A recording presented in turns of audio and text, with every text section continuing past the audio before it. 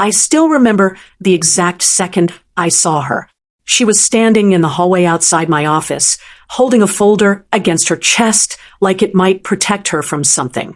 Her coat was damp from the rain. Her hair was pulled back, simple and neat. She was looking down at the floor, and I could see her lips moving, like she was giving herself a quiet pep talk. I wasn't supposed to notice her. I had 3 interviews that morning, all of them scheduled, all of them carefully chosen by my assistant. This woman, she wasn't on the list, but when she looked up and our eyes met through the glass door, something in my chest tightened, just for a second, just long enough to make me forget what I was doing. Before we continue, please subscribe right away. Follow my story until the end and comment the city you're watching from so I can see how far my story has reached. My name is Daniel Cross. I'm 43 years old. I've built a company from nothing, turned it into something people respect. I've sat across from investors, lawyers, executives. I've shaken hands with people who could buy and sell cities. But I had never felt the way I felt in that moment. Not in 20 years. My assistant, Laura, knocked and opened the door. She looked flustered. "Mr. Cross, I'm so sorry. There's been a mix-up with the schedule." I turned away from the window. "What kind of mix-up?" "There's a candidate here who wasn't confirmed. She says she received an email yesterday about an interview this morning. I've checked, and I don't see it in the system, but she has the email on her phone. I don't know how it happened." I glanced past Laura, back toward the hallway. The woman was still standing there. She wasn't looking at me anymore. She was staring at her phone, her thumb moving across the screen. Her jaw was tight. I could see the tension in her shoulders. "What position?" I asked. "Executive assistant." "But sir, we already have 3 candidates scheduled. And I really think—" "Send her in." Laura blinked. "Sir, send her in," I said again. "After the others." Laura hesitated, then nodded. "Of course." She left, and I sat down at my desk. I told myself it didn't matter. It was just another interview, just another face. But I couldn't stop thinking about the way she'd been standing there, like she was holding herself together by sheer will. The first 2 interviews went by in a blur. I asked the right questions. I smiled at the right moments. I shook their hands and told them we'd be in touch. But I barely remembered their names. By the time the 3rd candidate left, it was almost noon. Laura poked her head in again. "Mr. Cross, the last candidate is here. The one from this morning. Should I send her in, or would you like to take a break first?" "Send her in." Laura nodded and disappeared. I straightened my tie. I didn't know why I did that. I hadn't straightened my tie for the other candidates. The door opened, and she walked in. Up close, she was different than I expected. She wasn't polished like the others. She wasn't wearing a power suit or expensive jewelry. Her blouse was simple, pale blue, pressed, but not new. Her skirt was knee-length, professional. Her shoes were clean, but worn at the heels. But it wasn't any of that. It was her eyes. They were steady, calm, like she'd already been through the worst and came out the other side. "Good morning," she said. Her voice was soft, but clear. "My name is Claire Hollis. Thank you for seeing me." I stood and shook her hand. Her grip was firm, warm. "Daniel Cross," I said, even though she obviously knew that. "Please sit." She sat down across from me and placed her folder on her lap. Her hands rested on top of it, fingers laced together. She didn't fidget. She didn't look around the room like the others had, taking in the view or the awards on the wall. She just looked at me and waited. I cleared my throat and glanced down at the blank notepad in front of me. "I understand there was some confusion with your interview time," I said. "Yes." She nodded once. "I'm very sorry about that. I double-checked the email this morning before I left. I wouldn't have come if I wasn't sure." "It's not your fault," I said. "These things happen." She smiled a little. It didn't quite reach her eyes. "Thank you for making time. Anyway, I know you must be busy." I leaned back in my chair, studying her. "Tell me about yourself, Claire." She took a breath. Not nervous. Just careful. I'm 36, she said. I have 8 years of experience in administration and office management. I've worked for 2 companies in that time. One was a mid-sized consulting firm, and the other was a nonprofit. I left the consulting firm because it closed its local branch. I left the nonprofit 6 months ago because... She paused. I waited because I needed something more stable, she finished. For my family. Your family? I repeated. Yes. She met my eyes. I have 2 children, a daughter, Emma, she's 9, and a son, Ben. He's 6. She said it like she was bracing for something, like she expected me to write her off right then. I didn't. That must keep you busy, I said. She smiled again, and this time it was real, just for a second. It does, she said softly, but they're good kids. I asked her the usual questions after that. What software she knew, how she handled pressure, what her strengths were. She answered everything with the same steady calm. No exaggeration, no false confidence, just honesty. But it was the way she answered that stayed with me. When I asked how she handled difficult situations, she didn't give me some rehearsed answer about problem solving or staying positive. She said, I've learned that most problems don't need to be fixed right away. Sometimes people just need to feel heard first. Once they feel heard, the problem gets smaller. When I asked what she was looking for in this role, she didn't talk about career growth or challenges. She said, I'm looking for a place where I can do good work, where I can be dependable, where I can support someone who's trying to build something that matters. And when I asked why she wanted to work here, she looked right at me and said, because I've read about your company. I know what you've built. And I think the kind of person who builds something like that is the kind of person worth working for. No one had ever said anything like that to me before. The interview lasted 30 minutes. When it was over, I stood and shook her hand again. Thank you for coming in, Claire, I said. We'll be in touch. She nodded. Thank you for your time, Mr. Cross. She picked up her folder and walked toward the door. And I should have let her go. I should have sat back down and moved on with my day. But I didn't. Claire, I said. She stopped and turned back. Yes. I didn't know what I was going to say. I hadn't planned it, but the words came anyway. You said you needed something stable. Can I ask why? For the first time, something flickered in her expression. Not fear, not anger, sadness. She was quiet for a moment. Then she said, because my kids deserve to feel safe. And I'm the only one who can give them that. She didn't explain.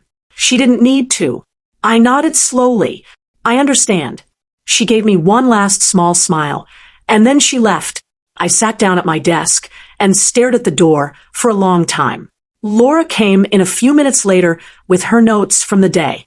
So, she said, flipping through her tablet. The first candidate had excellent references. The second one has experience at 2 Fortune 500 companies. And the third, hire Claire Hollis. I said. Laura looked up.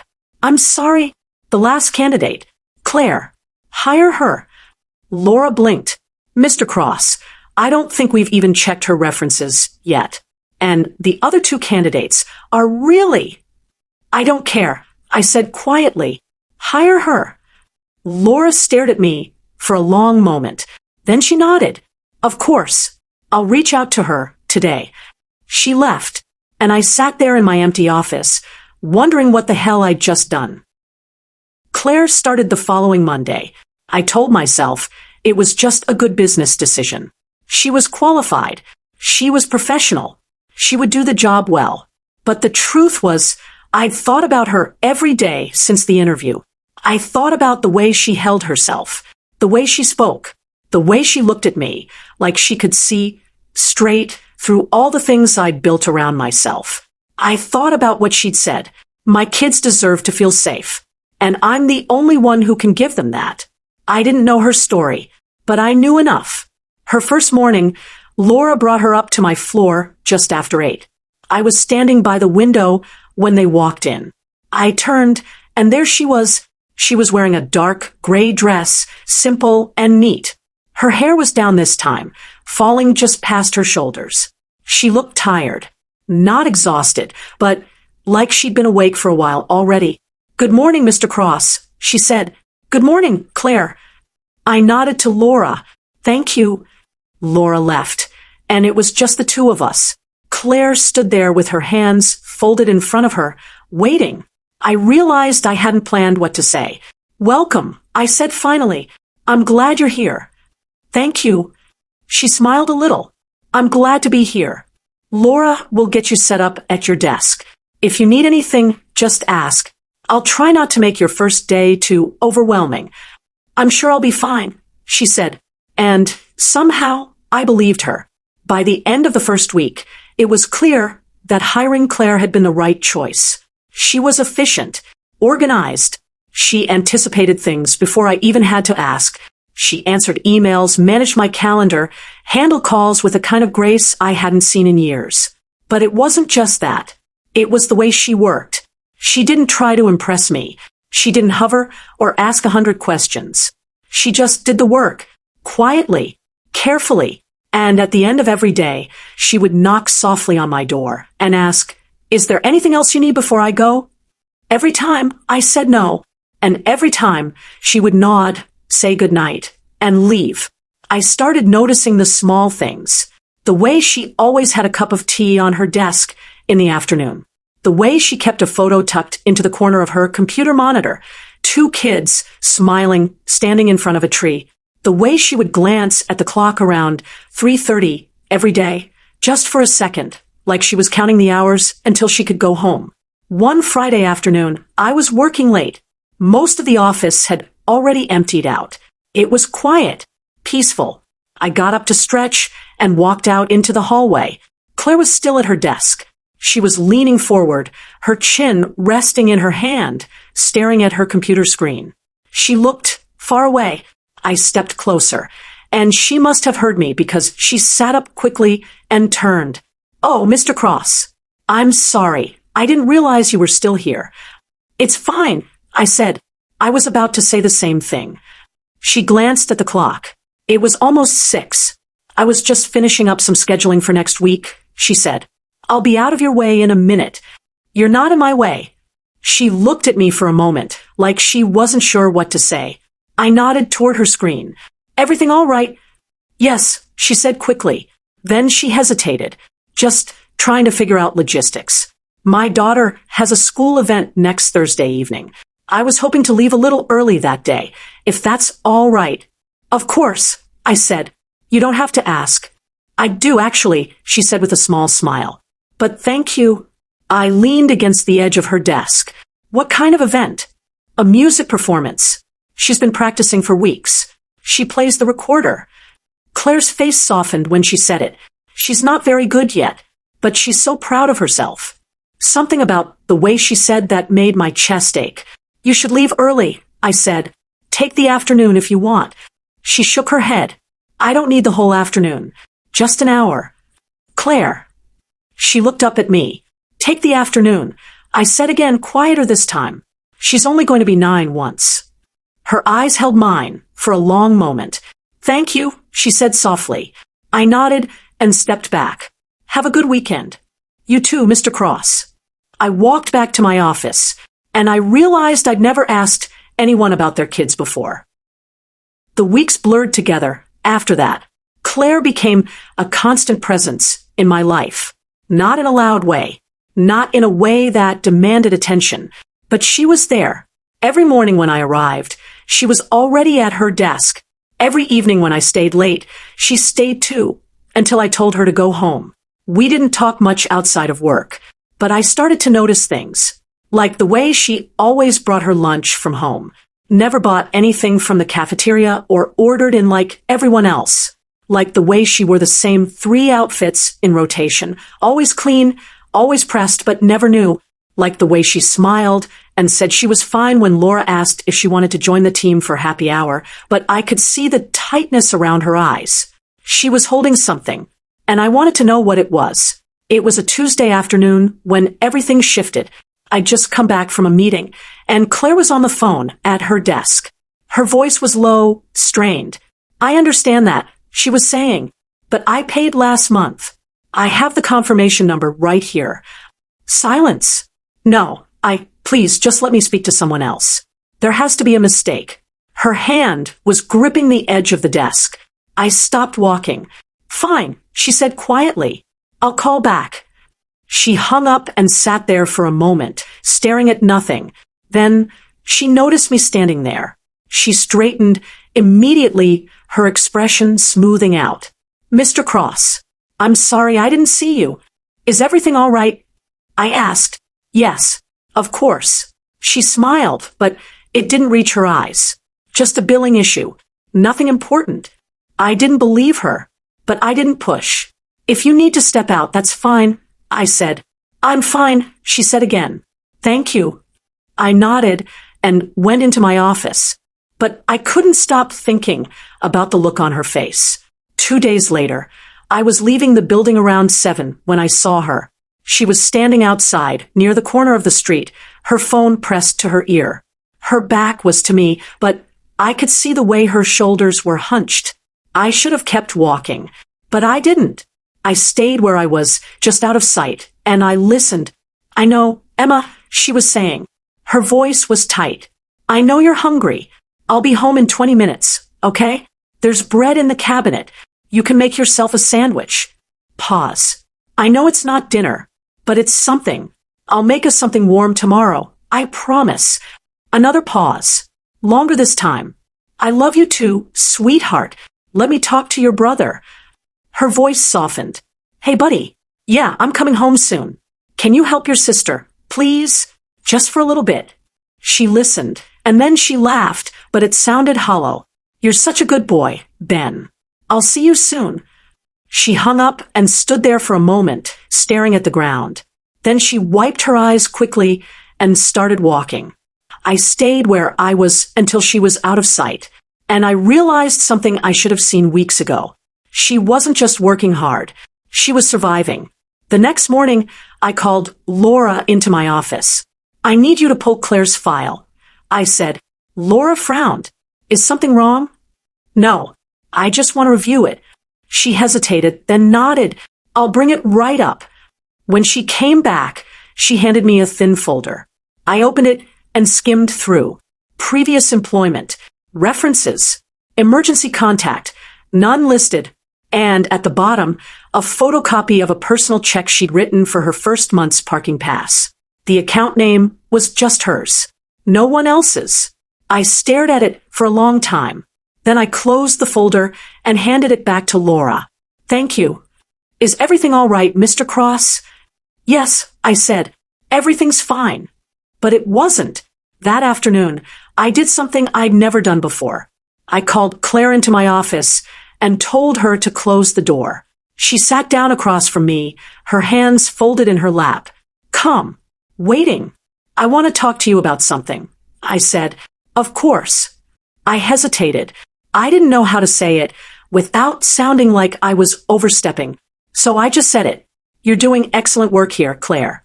Better than I expected. And I'd like to give you a raise. She blinked. A raise? Yes, a significant one. Effective immediately. She stared at me. Mr. Cross, I've only been here 2 months. I know. That's not. I don't understand. You don't have to understand, I said quietly. You just have to accept it. Her jaw tightened. Why? Because you've earned it. No. She shook her head. You don't give people raises after 2 months. Not unless something's wrong. Nothing's wrong. Then why? She pressed. Her voice was sharper now. Why are you doing this? I looked at her. Really looked at her. And I said the truth. Because I know you need it. The air between us went still. Claire's expression didn't change, but something flickered behind her eyes. You don't know anything about me, she said quietly. I know enough. No. She stood up. You don't. Claire. I don't need your pity, Mr. Cross. Her voice was calm, but there was steel underneath it. I don't need you to rescue me. I need to do my job. That's all. She turned toward the door. I heard you, I said. She stopped. 2 nights ago. Outside. On the phone with your daughter. Her back was to me, but I saw her shoulders tense. I wasn't trying to listen, I said, but I did. And I'm sorry.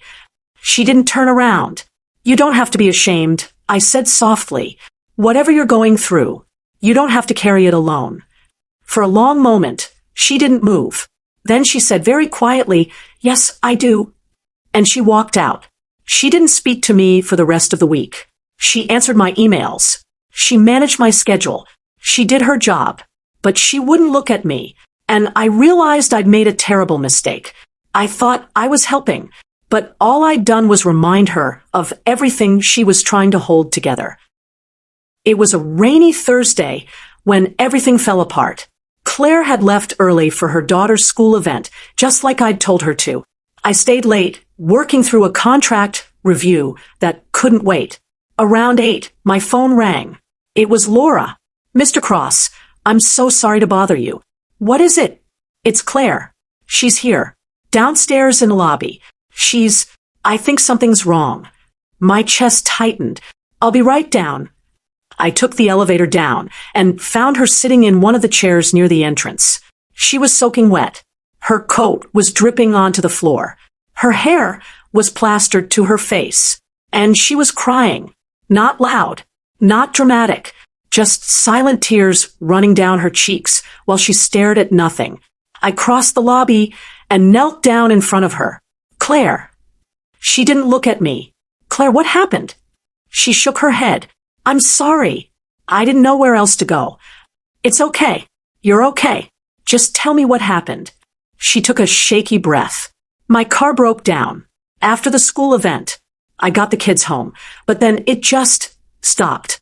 I called a tow truck, but they can't come until tomorrow. And I don't have enough for a cab, and the buses stopped running, and Her voice broke. "I walked back here," she whispered, "because I didn't know what else to do." My heart cracked open. "Where are your kids?" I asked gently. "Home. With my neighbor. She's watching them tonight." "Okay." I stood up and held out my hand. "Come on." She looked up at me, confused. "What? I'm taking you home." "No, you don't have to." "Claire." I kept my hand out. "Please." She stared at me for a long moment. Then she took my hand. We didn't talk much in the car. I drove through the rain while she sat in the passenger seat, her arms wrapped around herself. She gave me quiet directions. "Left here. Right at the light. Straight for 2 blocks." We ended up in a neighborhood I'd never been to before. Small houses, narrow streets, cars parked tight against the curbs. "It's the blue one," she said softly. I pulled up in front of a small house with peeling paint and a chain-link fence. The porch light was on. Claire unbuckled her seatbelt, but didn't move. "Thank you," she said, "for the ride." "Claire." She looked at me. "What happened to your car?" I asked. "Really?" She hesitated. Then she said, "The transmission. It's been going for a while. I knew it was coming." "How much will it cost to fix?" "More than I have." "How much?" "Mr. Cross." "How much, Claire?" She closed her eyes. 2,000, maybe more. I didn't say anything for a moment. Then I said, "I'll take care of it." Her eyes snapped open. "No, Claire." "No." Her voice was firm. "I can't let you do that." "Why not?" "Because I don't take handouts." "It's not a handout. It is." She turned to face me fully. "And I know you mean well. I know you're trying to help. But I can't. I can't owe you. You wouldn't owe me anything." "Yes, I would." Her voice cracked again. "Don't you see? Everything I have, I've fought for. Every single thing. And the second I let someone else carry it for me, I lose it. I lose myself." I stared at her. "You don't lose yourself by accepting help." I said quietly. "Maybe not for you," she said. "But for me, I do." We sat there in the rain, the only sound a soft patter against the windshield. Finally, she reached for the door handle. "Thank you again," she said, "for everything." "Claire, wait." She paused. "Let me ask you something," I said. "If your daughter needed help, if Emma came to you and said she couldn't do something on her own, would you tell her she had to? Claire's jaw tightened. That's different. Is it? She didn't answer. You told me your kids deserve to feel safe. I said, and that you're the only one who can give them that. But what if you're wrong? What if letting someone help you is what keeps them safe? Her eyes filled with tears again. I can't, she whispered. I can't let myself need anyone. Because the last time I did, he left. And he took everything. And I promised myself I would never. Her voice broke completely. And before I could think, I reached over and took her hand. She didn't pull away. I'm not him, I said quietly. Whoever he was. I'm not him. She looked down at our hands. I know, she whispered. We sat like that for a long time. Finally, she pulled her hand back gently and opened the door. Good night, Mr. Cross. Daniel, I said. She looked back at me. Call me Daniel. She nodded slowly. Good night, Daniel. She got out of the car and walked up the cracked sidewalk to her front door. I waited until she was inside, and then I sat there in the rain, staring at that little blue house with the peeling paint. And I realized something. I wasn't just trying to help her. I was falling for her. I didn't see Claire the next day. She called in and said she wasn't feeling well.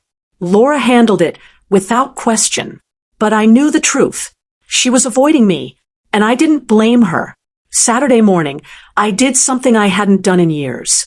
I made a phone call to a mechanic I knew, explained the situation, gave him Claire's address and the make and model of her car. Fix it, I said. Whatever it needs. Send me the bill. You got it, Mr. Cross. And don't tell her who paid for it. There was a pause on the other end. You sure about that? Yes. All right. It's your money. I hung up and sat back in my chair. It wasn't about the money.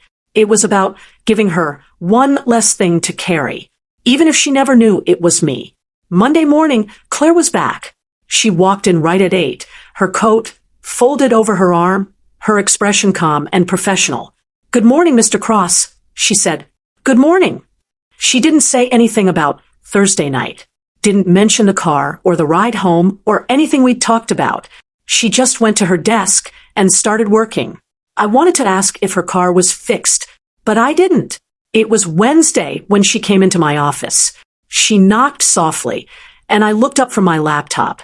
Do you have a minute? She asked. Of course. Come in. She closed the door behind her and stood there for a moment, like she was deciding what to say. Then she said, My car was fixed. I kept my expression neutral. That's good. The mechanic said someone already paid for it. Did he? Yes. She crossed her arms. He said a man called Saturday morning and covered the entire bill. Transmission, belts, oil change. Everything. I didn't say anything. It was you, she said quietly. Claire. It was you. She wasn't asking. I leaned back in my chair. Does it matter? Yes, she said. It matters. Why? Because I told you I didn't want your help. No, I said. You told me you didn't want to owe me. And you don't. There's no debt. No strings. It's done. Her jaw tightened. You can't just. I can, I interrupted gently. And I did. And I'd do it again. She stared at me. Why? She asked, and her voice was softer now. Almost fragile.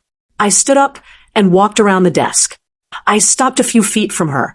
Because you shouldn't have to do this alone, I said. Because your kids shouldn't have to eat sandwiches for dinner. Because you deserve to have one thing in your life that isn't hard. Her eyes were shining. You don't even know me, she whispered. I know enough. No. She shook her head. You know the version of me I show you. You don't know what I've done. What I've survived. What I'm still surviving. Then tell me. She looked away. Claire, I said quietly. Tell me. She was silent for a long time. Then she said very softly, his name was Jason. I didn't move. We met when I was 24, she continued. He was charming, confident. He made me feel like I was the only person in the room. We got married a year later, had Emma 2 years after that, Ben 3 years later. She paused. And then everything changed. What happened? I asked gently. He started staying out late, coming home smelling like perfume, lying about where he'd been. Her voice was steady, but I could hear the pain underneath. I confronted him. He denied it. I believed him. I wanted to believe him. She took a breath. Then one day, I came home early from work, and she was there, in our bed, in our house. My chest tightened. I filed for divorce the next week, she said, and he fought me on everything. Custody, assets. He drained our bank account, hid money, made it as hard as he could. Did you get custody? I asked. Yes, full custody. He didn't even fight for visitation in the end. He just walked away. Her voice cracked, like we never mattered at all. She looked at me then, and her eyes were full of tears. So when you ask why I can't let someone help me, she said, it's because I learned the hard way that the people you need the most are the ones who leave. And I won't let my kids see me break again. I didn't think. I just stepped forward and pulled her into my arms. She went stiff at first. Then she let out a shaky breath and collapsed against me. And she cried. Not loud, not dramatic, just quiet, broken sobs into my chest while I held her. I'm sorry, she whispered. I'm so sorry. You don't have to be sorry, I said quietly. You don't have to be strong all the time. Yes, I do. No, I said, you don't. We stood like that for a long time, and I realized something. This wasn't just about helping her anymore. This was about being there, for as long as she'd let me. After that day, something changed between us. Claire didn't pull away anymore. She didn't avoid my eyes or keep her distance. She let me in, just a little. We started having lunch together, sometimes. Nothing formal, just sandwiches in my office or coffee in the break room. She told me about her kids, about Emma's love for music and Ben's obsession with dinosaurs, about the way they fought over the TV remote, and the way they crawled into her bed during thunderstorms. She told me about the life she was trying to build, and I told her about mine, about the company I built from nothing, about the years I'd spent working 80-hour weeks, thinking success would fill the emptiness, about the loneliness I didn't know how to fix. You have everything, she said one afternoon. Why are you lonely? I looked at her, because I have everything except the one thing that matters. What's that? Someone to share it with. She was quiet for a moment. Then she said, You'll find her. Maybe I already have, I said quietly. She looked at me, and for the first time, she didn't look away. The weeks turned into months. Claire became more than my assistant. She became my friend, my confidant, the person I looked for when I walked into the office every morning. And somewhere along the way, I stopped pretending I didn't feel it. I was in love with her. I didn't know when it happened. Maybe it was that first day when I saw her standing in the hallway with her folder pressed to her chest. Maybe it was the night I heard her on the phone with her daughter. Maybe it was the moment she cried in my arms. Or maybe it was all of it. Every small moment, every quiet conversation, every time she smiled at me like I was someone worth knowing. I was in love with her, and I had no idea what to do about it. It was a Friday in late spring when everything came to a head. Claire had mentioned that Emma's school was having a recital that evening. She'd been talking about it all week. How nervous Emma was, how much she'd been practicing. You should come, she said that morning, almost offhandedly. I looked up from my desk. To the recital? Yeah. She smiled a little. I mean, you don't have to. I know it's probably not your thing. But Emma keeps asking if my boss is nice, and I think she'd like to meet you. My heart did something strange in my chest. I'd love to come, I said. She blinked like she hadn't expected me to say yes. Really? Really? Her smile widened. Okay, it starts at 7. I'll text you the address. I'll be there. I left work early that day, something I never did, and went home to change. I stood in my closet for 20 minutes trying to decide what to wear. A suit felt too formal. Jeans felt too casual. I settled on slacks and a button-down, no tie. And then I stood in front of the mirror and realized I was nervous. I hadn't been nervous in 20 years. The school auditorium was crowded when I arrived. Families packed into rows of folding chairs, kids running up and down the aisles, teachers trying to maintain some semblance of order. I spotted Claire, near the middle, saving a seat. When she saw me, her face lit up. "You came?" she said. "I said I would." She gestured to the empty seat beside her. "This is for you." I sat down, and immediately a small boy appeared in front of us. He had Claire's eyes, dark and serious. "Is this him?" the boy asked, staring at me. "Ben, this is Mr. Cross." Claire said. "Mr. Cross, this is my son, Ben." "Hi, Ben," I said, holding out my hand. He looked at my hand for a moment, then shook it solemnly. "Mom says you're her boss." "That's right." "Are you nice to her?" Claire's face flushed. "Ben." "It's okay," I said. I looked at Ben. "I try to be. Your mom works very hard. She deserves to be treated well." Ben studied me for a moment longer. Then he nodded. "Okay." He climbed into the seat on the other side of Claire, and she looked at me apologetically. "Sorry." He's protective. "Don't be sorry," I said. "He should be."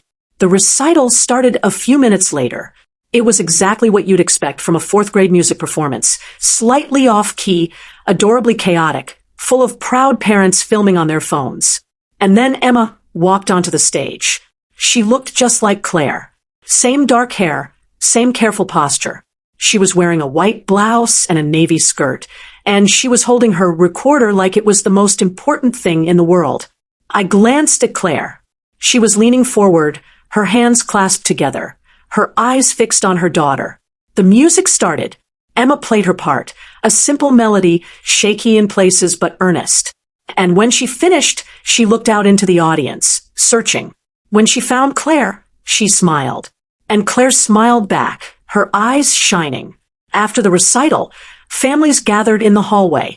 Kids ran around showing off their instruments while parents chatted and took pictures. Emma found us near the back of the crowd. "Mom." She threw her arms around Claire. "Did you see me?" "I saw you, baby. You were perfect." Emma pulled back, grinning. Then she noticed me standing there. "Who's that?" "This is Mr. Cross," Claire said. "He's my boss. He came to watch you play." Emma's eyes went wide.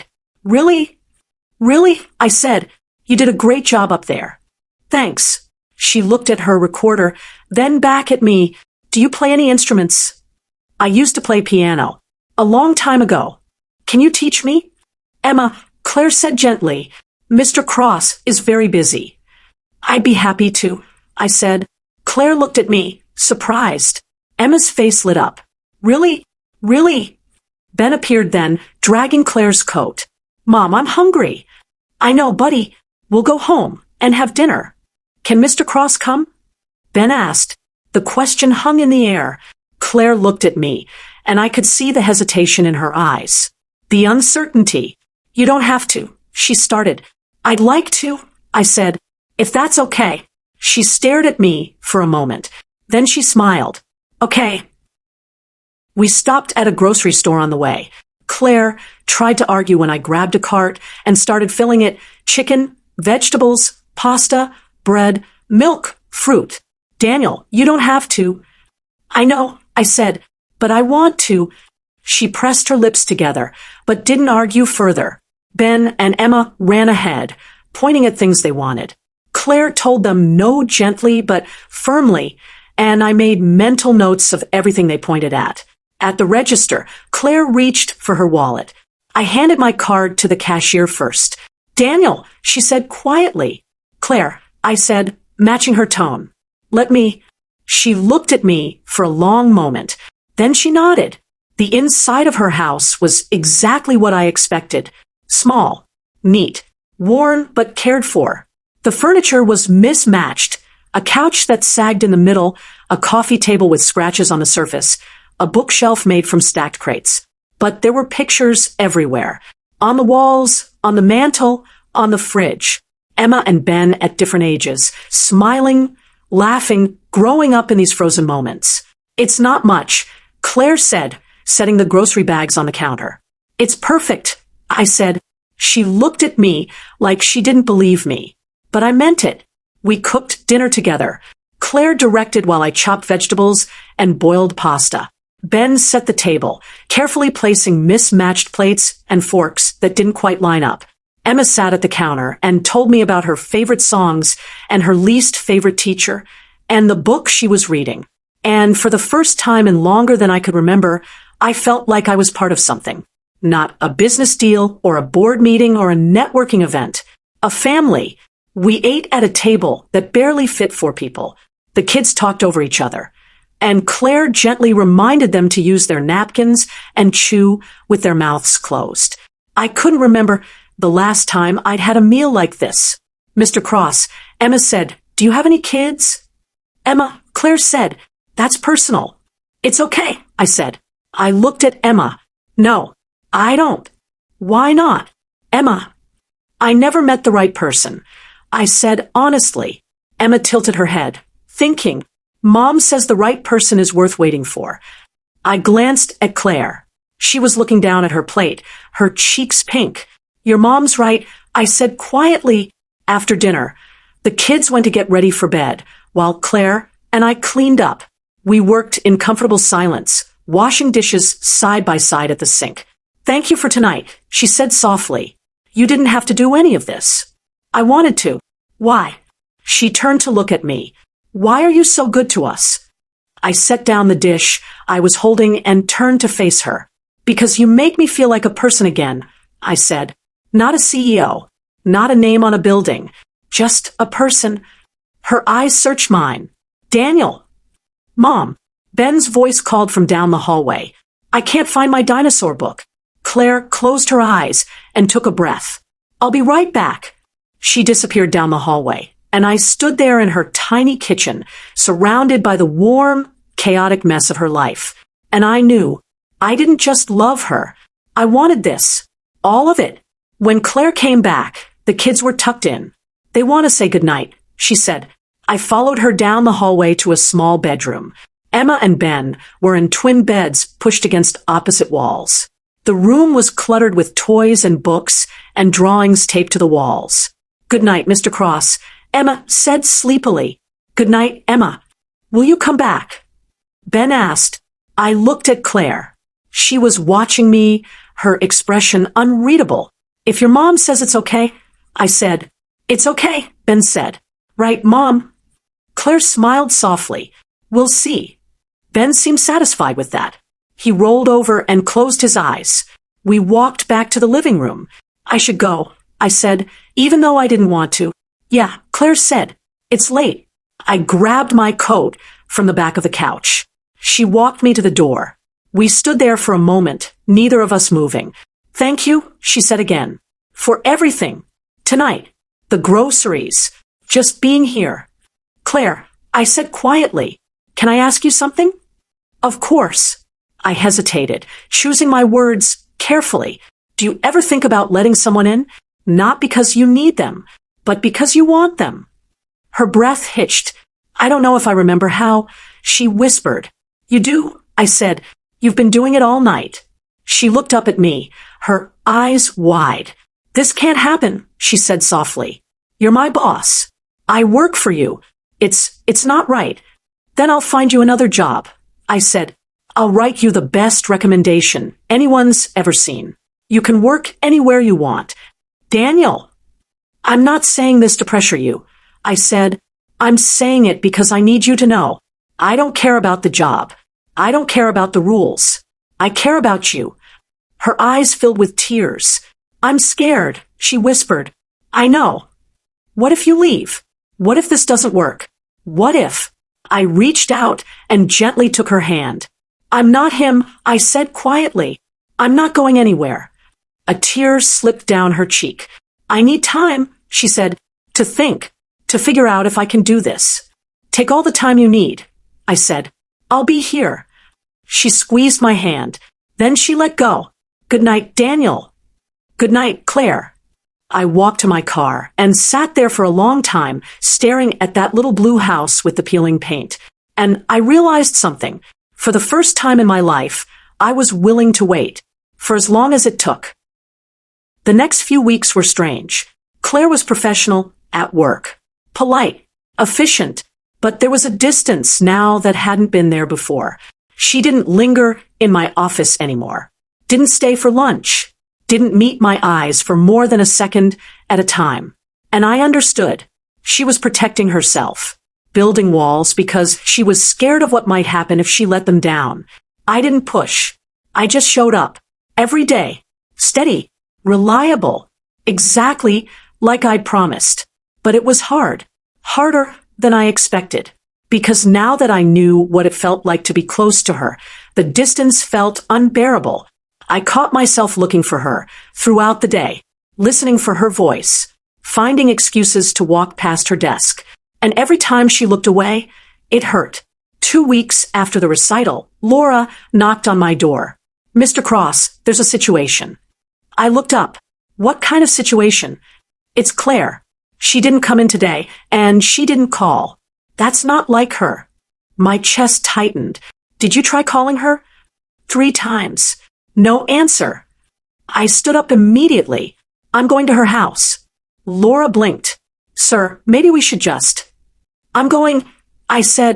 I grabbed my coat and left. 20 minutes later, I was standing on Claire's front porch. I knocked. No answer. I knocked again, louder this time. Still nothing. My heart was pounding now. I tried the door. It was unlocked. "Claire." I called as I stepped inside. "It's Daniel.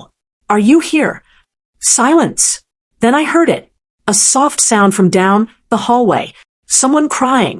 I walked quickly to her bedroom and found her sitting on the floor, her back against the bed, her knees pulled to her chest. Her face was blotchy and wet with tears. "Claire." She looked up, startled. "Daniel, what are you?" Laura called. "You didn't come in." I was worried. I crossed the room and knelt down in front of her. "What happened?" She shook her head. "Nothing. I'm fine." "You're not fine." "I am," she insisted, but her voice broke. I couldn't today. I couldn't do it." "Couldn't do what?" "Any of it." She gestured vaguely. "Get up. Get dressed. Pretend like everything's okay." I sat down beside her on the floor. "Where are the kids?" "School. They're fine. I got them there. She wiped her eyes. "I fell apart after they left." "Why?" She was quiet for a long time. Then she said, "Because I'm tired, Daniel. I'm so tired of being strong, of holding everything together, of pretending I don't want things I can't have." "What do you want?" I asked softly. She looked at me, and her eyes were full of pain and longing and fear. "I want you," she whispered. "God help me, I want you, but I don't know how to do this. I don't know how to let someone in without losing myself again." I reached out and took her hand. "You won't lose yourself," I said. "I promise you." "You can't promise that." "Yes, I can." I squeezed her hand. "Because I'm not asking you to give anything up. I'm not asking you to change. I'm just asking you to let me stand beside you, to carry some of the weight, to be here." Tears spilled down her cheeks. "What if it doesn't work?" she whispered. "What if it does?" She stared at me, and then, slowly, she leaned forward and rested her head on my shoulder. I wrapped my arms around her and held her. "I've got you," I said quietly. "I've got you." She cried for a long time, and I just held her. When she finally pulled back, her eyes were red but clearer. "I'm sorry," she said, "for falling apart, for making this complicated." "Don't apologize," I said. "This isn't complicated. It's just hard. But we can do hard things." She smiled a little. We, I said firmly. She looked at me for a long moment. Then she said, Okay, she said again. "I want to try. I'm scared, but I want to try." My heart felt like it might burst. "We'll go slow," I said. "As slow as you need." "What about work?" I meant what I said before. "I'll help you find something else if you want, or we'll figure out a way to make it work. I don't care about the logistics, Claire. I just care about you." She took a shaky breath. Then she leaned forward and pressed her forehead to mine. Okay, she whispered. Let's try. We took it slow. So slow that most people wouldn't have even noticed anything had changed. But it had. Claire smiled at me differently now, soft and open and real. We started having coffee together every morning before the workday started. Not in my office, at a small cafe 2 blocks from the building. We talked about everything. Her kids, my company, her dreams, my fears. She told me about the house she wanted to buy someday, with a real yard where Ben could dig for dinosaurs and Emma could practice her music without bothering the neighbors. I told her about the loneliness I'd carried for years, thinking success would fill it. It doesn't, does it? She said one morning. Fill it? No, I said, it doesn't. What does? I looked at her across the table. This, I said simply. You. She reached across and took my hand. And that was enough. I started having dinner with them once a week, then twice a week, then 3 times. I learned that Ben refused to eat anything green unless you told him it was dinosaur food. That Emma sang in the shower every morning, usually off-key. That Claire liked her coffee with too much sugar and hated doing dishes, but loved folding laundry. I learned the small, ordinary things that make up a life. And I fell more in love with every single one. Claire officially resigned as my assistant after 2 months. She took a position at a nonprofit across town. Better hours, better pay, closer to the kids' school. Are you sure? She asked the night before her last day. This feels like I'm running away. You're not running away, I said. You're running towards something better. Toward you. Toward us, I corrected. She smiled. I liked the sound of that. The first time I kissed her was on a Tuesday evening in October. We were sitting on her couch after dinner. The kids were in bed. The house was quiet. She was telling me a story about something Ben had said at school, and she was laughing, and the sound of it made my chest ache with how much I loved her. And I couldn't help it. I leaned over and kissed her. She went still for a second. Then she kissed me back. Soft, gentle, like she was afraid I might disappear. When we pulled apart, she was staring at me with wide eyes. Was that okay? I asked. Yes, she whispered. More than okay. I smiled and pulled her close, and we sat there, wrapped up in each other, until the world outside didn't matter anymore. 6 months later, I asked her to marry me, not with a big production or a fancy restaurant or a crowd of people watching, just the 2 of us sitting on her front porch on a warm spring evening. I have something for you, I said. She looked at me curiously. What is it? I pulled the small box from my pocket and opened it. Inside was a simple ring, a single diamond on a gold band. Her hand flew to her mouth. Daniel. I know we said we'd go slow, I said, and we have. But Claire, I don't want slow anymore. I want forever. I want you and Emma and Ben. I want Friday night dinners and terrible recorder recitals and arguments about dinosaur food. I want all of it. Tears were streaming down her face. I want to be the person you come home to, I continued. The person who holds you when you fall apart. The person who reminds you that you're not alone. Because you're not, Claire. Not anymore. Daniel, she whispered, will you marry me? She stared at me for a long moment. Then she launched herself into my arms and kissed me. Yes, she said against my lips. Yes, 1,000 times, yes. I slipped the ring onto her finger and held her tight, and I knew, with absolute certainty, that I had found what I'd been searching for my entire life. Not success, not wealth, not power, home. We got married in Claire's backyard, small and simple, just family and a few close friends. Emma played the violin, she'd switched from recorder, and Ben carried the rings without dropping them, which he was very proud of. Claire wore a white dress that made her look like something out of a dream.